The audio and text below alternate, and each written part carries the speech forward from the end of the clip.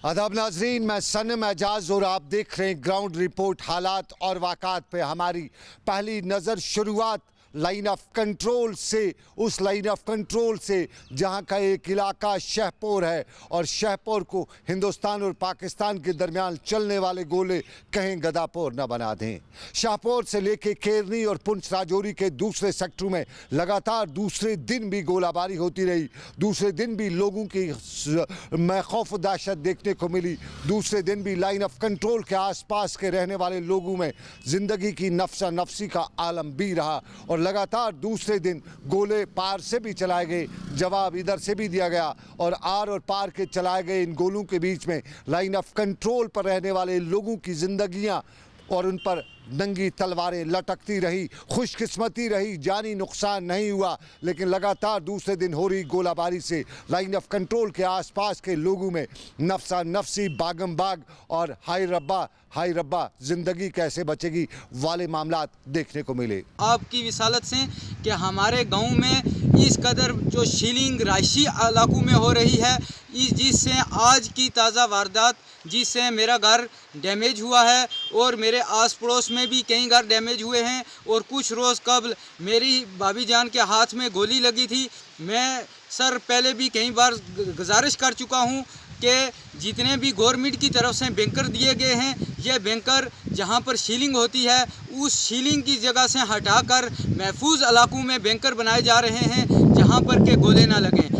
ये ज़िंदगी का एक पहलू रियासत में और जम्मू कश्मीर की यूटी में, दूसरा पहलू सियासत का है और सियासत के पहलू में आज बड़ा फैसला और उसका इंतज़ार था। लेकिन माथापेची लगातार 3 दिन होने के बाद भी जो नताइज सामने आए उस पर अभी तक कहा यही जाता है कि कुछ मुस्बत नहीं है, कुछ तफरीक है, कुछ तफुरका है और तफरीक और तफुरका के बीच में जो फहरिस्त जारी हुई है उसमें कहा गया या देखा गया कि नेशनल कॉन्फ्रेंस ने बाजी मारी। गुपकार अलायंस के उम्मीदवारों की सीट डिस्ट्रीब्यूशन की पहली लिस्ट जो जारी हुई उसमें नेशनल कॉन्फ्रेंस ने बाजी मारते हुए पहली छलांग, उसके दूसरे नंबर पर PDP और तीसरे पे पीपल्स कॉन्फ्रेंस देखने को मिली है। शहर श्रीनगर के आसपास के सभी इलाके लगभग नेशनल कॉन्फ्रेंस के खाते में ही दर्ज हुए हैं और नॉर्थ कश्मीर में रूस को जाने वाली गुफा के इलाके में यानी कला रूस तो PDP के खाते में मिली है। सोगाम का अभी हाल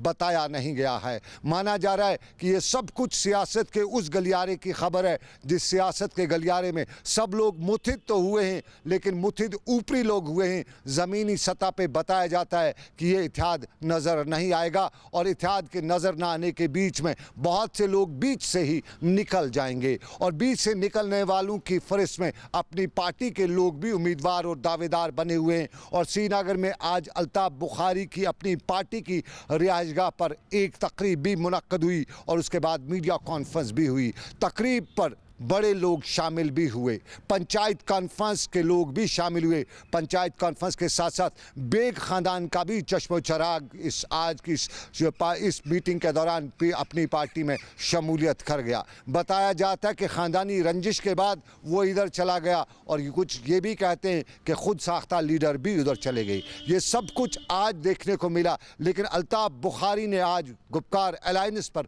तीखे तेवर इस्तेमाल किए और सख्त अल्फाज में वार करते हुए सईद अल्ताफ़ बुखारी ने बताया कि कथनी और करनी में वही जो आज से पहले की सियासत में ये लोग करते आए हैं। पहले बताया इंतखाबात से कोसों दूर रहेंगे, कस्में खाई, वादे किए, लेकिन जब इंतखाबात का मौसम आया तो दौड़ पड़े इंतखाबात में। ये कथनी और करनी में फ़र्क गुपकार अलायंस में, ताहम ये भी बता डाला कि इंतखाबी अमल में उनकी शिरकत का वो खुशामद कहते हैं, लेकिन जो कुछ ये कहते हैं वो करते नहीं हैं और यही बड़ी वजह इनकी है कि यहाँ से जम्मू कश्मीर में ये हालात पैदा हुए। जब मेन स्ट्रीम पॉलिटिशियंस ने बाइकआउट किया पंचायत का, खासकर Kashmir based main stream parties ने, इन लोगों ने हिम्मत की और लोगों के मसाइल को देख के अपने आप को सामने लाए। और आज जो हम देख रहे हैं, इस साल में अगर कोई काम कहीं पे हुआ वो इन्हीं पंचायत के ज़रिए से हुआ, बाकी तो हमने देखा कि कोई कहीं नामो निशान नहीं है किसी और काम का। लेकिन उसके लिए मैं इनको भी मुबारकबादी देना चाहता हूँ और शफीक साहब को खासकर, क्योंकि ये हमेशा ही लड़ते रहे इस सब के लिए। और आज जो आप देख रहे हैं ये जो 3rd टायर जिसके लिए आपने देखा कि हमारी बड़ी बड़ी जमातें सब कूद पड़ी हैं। अब शायद इसका सहरा भी मैं इनको इक्वली देना चाहता हूं कि इन्होंने उनको भी मजबूर किया कि अब सियासत पंचायत से ही शुरू होगी, और अगर कोई डेवलपमेंट एजेंडा लोगों का है और अगर कोई भी चीज़ आगे लोगों के लिए करनी है, ये फोरम इतना इम्पॉर्टेंट है पंचायत का कि ये भी जो लोग 10 दिन पहले जज्बाती नारों से चलाना चाहते थे, उन्हें भी एहसास हो गया कि शायद अब वो लोगों को और ज़्यादा बेवकूफ़ नहीं बना सकते। चलिए, ये सियासत के गलियारों की बड़ी खबर, लेकिन जम्मू कश्मीर में सियासत में सियासी जमातें दाव पेच खेलने में मशगूल हो चुकी हैं और सियासत में नेशनल कॉन्फ्रेंस, पीडीपी, बीजेपी, अपनी पार्टी या पीपल्स कॉन्फ्रेंस सभी दौड़ रही हैं। आजकल कुछ मीटिंग्स जिन्हें कश्मीर में कहा जाता है वो चल रही हैं, हर घर में हो रही हैं, हर मोहल्ले में हो रही हैं, और अभी तक जहां उम्मीदवारों और दावेदारों के नाम खुल के सामने नहीं आए, लेकिन हर कोई उम्मीदवार और दावेदार बना हुआ है। और जनूबी कश्मीर में अब्दुल मजीद लारमी नेशनल कॉन्फ्रेंस के बड़े लीडरान में शुमार होते हैं और वो भी बता रहे हैं कि कुछ न कुछ तो करना है, कोरा जवाब या करारा जवाब तो देना जरूर है। कि हम इलेक्शन सियासत नहीं करेंगे, मगर ऐसा भी नहीं है कि हम उन लोगों के लिए स्पेस छोड़ेंगे जो क्रिमिनल फोर्सेस है, जिन्होंने यहाँ पे जहाँ पे मतलब इस जम्मू कश्मीर में जितने भी मतलब यहाँ पे एब्रोगेशन ऑफ 370, 35A और ये लैंड लॉज वगैरह लगाए हैं, इसलिए उनको रोकने के लिए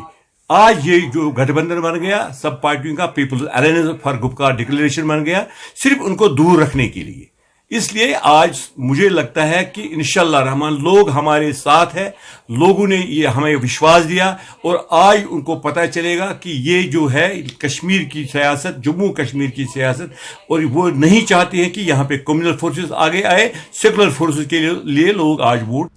ये सियासत के गलियारों की खबर, लेकिन सियासत के साथ साथ मुलाजमत का मामला और ख़ास तौर पे कैजुअल डेलीवेजर्स के लिए बड़ी खबर आई है। और कैजुअल डेलीवेजर्स के नुमाइंदों ने रियासत के एलजी से मुलाकात करने के बाद अपनी हड़ताली सियासत हड़ताल का अगले 2 माह के लिए मौखर करने का ऐलान भी किया है। सज्जाद अहमद परे जम्मू कश्मीर के मुलाजमीन रहनुमा हैं, उन मुलाजमीन के जिन्हें कैजुअल डेलीवेजर्स या दूसरे खाते में दर्ज किया जाता है, वो इस वक्त मेरे साथ फ़ोन लाइन पर मौजूद है। सज्जाद साहब, आपसे जानना चाहेंगे, बड़ी खबर आ रही है और जानना चाहेंगे आपने एलजी से मुलाकात की है और एलजी ने आपको भरोसा दिया है, कब हुई मुलाकात, क्या हुई मुलाकात में, क्या कुछ बताया एलजी ने, क्या कुछ वादा दिया? राजभवन की तरफ से 11 तारीख को बातचीत के लिए दावत आई थी। जम्मू की जो आरजी मुलाजमीन की जो नुमाइंदा तंजीम है, all department casual labour United front और कश्मीर प्रोविंस से जो जम्मू कश्मीर कैजुअल डेलीवेजर्स फोरम में अम्ब्रेला ऑर्गेनाइजेशन है यहाँ के आरजी मुलाजमीन की, तो हमने गवर्नर साहब के सामने अपने daily wagers, casual labour, need base workers जो 60,000 से जायद है एसडीएफ वगैरह, तो उनकी जो मुश्किलात है, मसाइब है और उनकी कसम कुर्सी की हालत, उनकी फाका कशी से गवर्नर साहब को आगाह किया। जी, गवर्नर साहब ने हमारी बात बगौर सुनने के बाद ये कहा कि मैं बैक वक्त 61,000 आरजी मुलाजमीन को रेगुलराइज नहीं कर सकता हूँ, क्योंकि स्टेट के पास इस वक्त वो वसाइल नहीं है, यूटी जम्मू कश्मीर के पास उतने वसाइल नहीं है, तो हम फेज वाइज करेंगे। फेज वाइज करने के लिए उन्होंने एक कमेटी तश्कील दी जो क़यादत के साथ बात करके मशवरा करके मॉडलिटीज तय करेगी और ये मॉडलिटीज तय करेगी और तरीक़ेकार तय किया जाएगा। और 2 माह गुजरने के बाद ही, कोड ऑफ कंडक्ट खत्म होने के बाद ही इस पे काम किया जाएगा। चाहे वो डेलीवेजर्स की रेगुलराइजेशन का मामला, 61,000 की रेगुलराइजेशन का मामला है, implementation of minimum wage act का मामला है और लैंड ओनर्स की रेगुलराइजेशन का मामला है, पेंडिंग और अर्नड वेजेस का मामला है, मंथली वेजेस का मामला है, जो दौरानी ड्यूटी शहीद हो गए उनमें से एक फर्द को सरकारी नौकरी देने का मामला है, उनके अफराद खाना में से एक फर्द को सरकारी नौकरी देने का मामला है। इन सब के हवाले से कोड ऑफ कंडक्ट खत्म होने के बाद ही काम शुरू किया जाएगा। मुझे तो एक जी आज आपने ये मीटिंग गवर्नर साहब से की, इसका मुद्दा और मकसद जो है, इससे पहले भी आप सरकारों के साथ बातचीत करते रहते थे, तब भी क्या इसी तरह के आपको वादे भरोसे मिलते थे या आज कुछ हटके था? नहीं, कुछ आज हटके था कि उन्होंने जो हमने उनको डिटेल कहा कि उनको गलत तरीके से इंफॉर्मेशन दी गई थी कि 1,65,000 है, तो हमने उनके सामने क्लियर किया ये 1,65,000 नहीं है, ये कुछ लोग आपको गुमराह कर रहे हैं, गलत इंफॉर्मेशन दे रहे हैं, ये 61,000 है, 61,000 से जायज नहीं है। तो एक बात वो, दूसरी बात ये है कि हमने जब उनकी नॉलेज में लाया कि हम लोग कैसे डिपार्टमेंट के अंदर आए, 94 में जब यहाँ पे सरकारी एम्प्लॉयमेंट में, गवर्नमेंट एम्प्लॉयमेंट में बैन लगाई गई, किसी को सरकारी नौकरी नहीं दी जा रही थी, तो उसके बाद लोग रिटायर होते गए, यहाँ से पॉपुलेशन बढ़ती गई, काम बढ़ता गया, आबादी बढ़ती गई, तो डेली वेजर्स कैजुअल लेबर्स को एक धोखाधड़ी पॉलिसी के तहत लगाया गया। उनको ये कहा गया कि आपको 7 साल